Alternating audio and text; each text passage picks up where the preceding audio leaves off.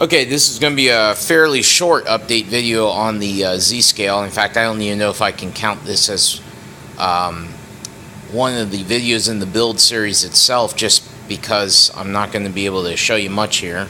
I don't have much time. I'm just kind of getting in a little bit while I have the time. So as you can see, the board I made in the previous video, I have since trimmed that black rubber matte material, or yeah, I guess it's like a matting. I've trimmed it to all the edges, and it actually that stuff cuts really nice with a good sharp utility knife. So if you decide to use that stuff, it cuts real nice and real clean. I don't know how well you can see that, but it cuts very, very clean as long as you have a good sharp blade. Okay, anyways, that's all cut, ready to go, trimmed. I mentioned in the video I wasn't going to show that because who the hell wants to stand or sit there and watch me cut rubber matting? I know I don't. I didn't even want to watch me. Anyways, what I've done is I've taken a measurement. So I took a measurement from the bottom to the top of this lip right here. Now, one thing I had to do is be careful is this is rounded right here. It's got a little bit of a radius. So I didn't want to measure here and then up, because that would give me kind of a false measurement. I really wanted to measure a little bit farther in where it's flat.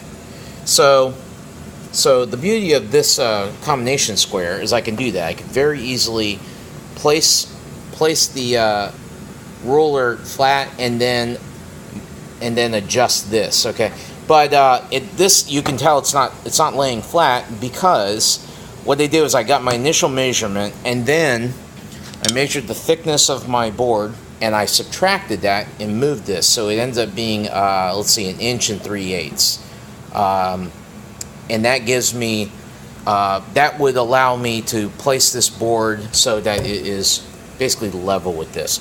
But I need something underneath that to create that spacing, that proper spacing.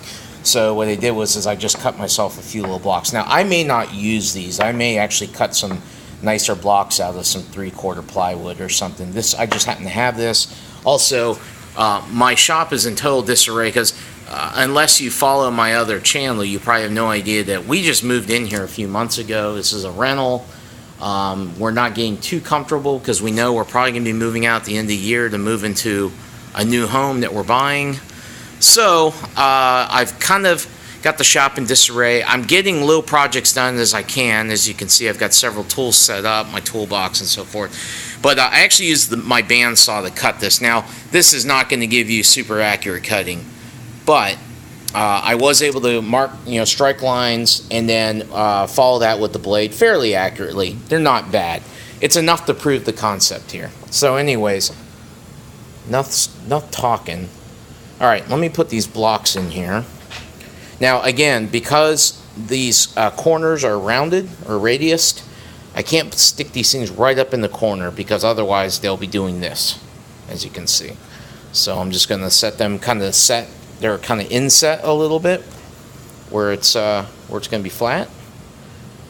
And now if I take my board and I place it in here, now I do need to maybe fine tune just a touch because it's not quite dropping in, but at the same time that may not be a bad thing because that way this thing will not be shifting around in here at all.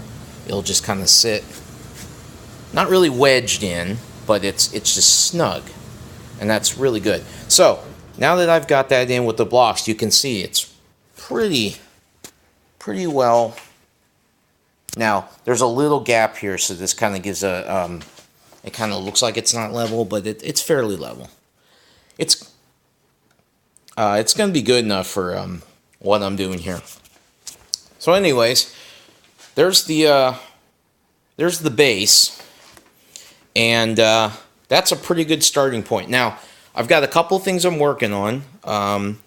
I wasn't going to bring them up yet, but maybe I will bring it up now. I'll do a follow-up video to show some of this stuff. I'm working on my own little DC control panel that will go here. It's my own throttle design.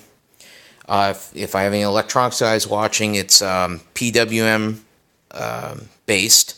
So it will be variable speed, and the little panel will drop in right here. And my idea is to just cut a hole here and drop the panel in and mount it, and it'll have a power input, and the track will be wired underneath, and then there will be a speed control as well as a direction control, just a toggle switch.